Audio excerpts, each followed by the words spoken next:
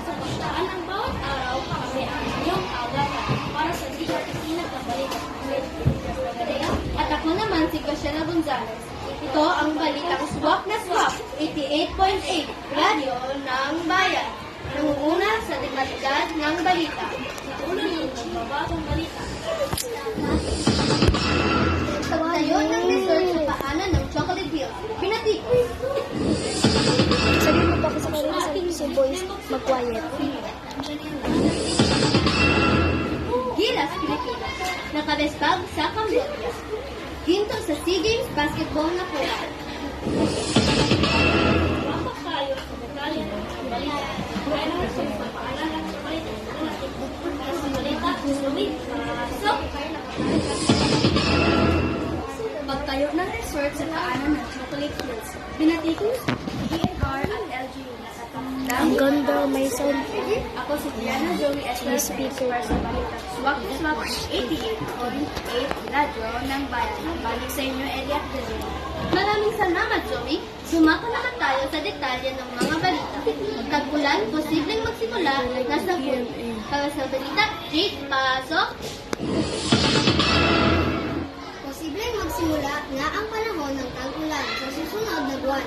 Ayon sa pag-asa, karaniwang nagsisimula ang rainy season sa Pilipinas sa ikatlong linggo ng buwan ng Mayo. Dahil sa napakahabang epekto ng El Nino, nausog daw ito.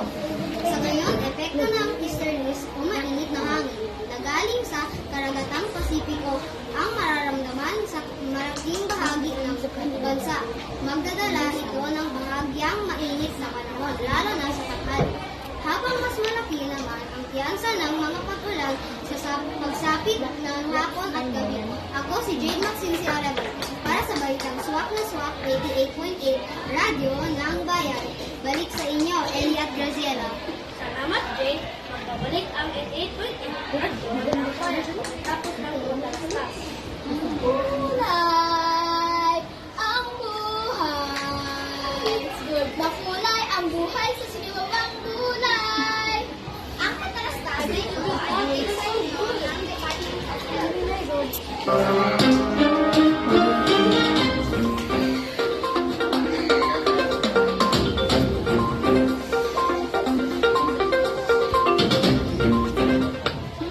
Nagbabalik ang balitang Swak na Swak 88.8 Radyo ng Bayan.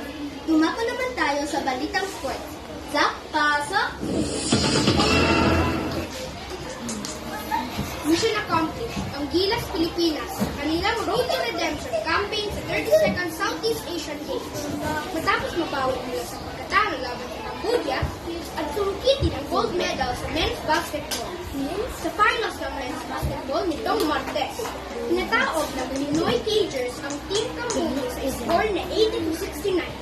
Dahil dito ang Pilipinas muli ang King of Hoops sa Southeast Asia, ako si Zach para sa balitang Swak na Swak, 88.8 Radyo ng Bayan.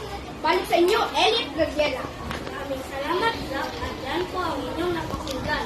Ang napapanahong balik sa balita.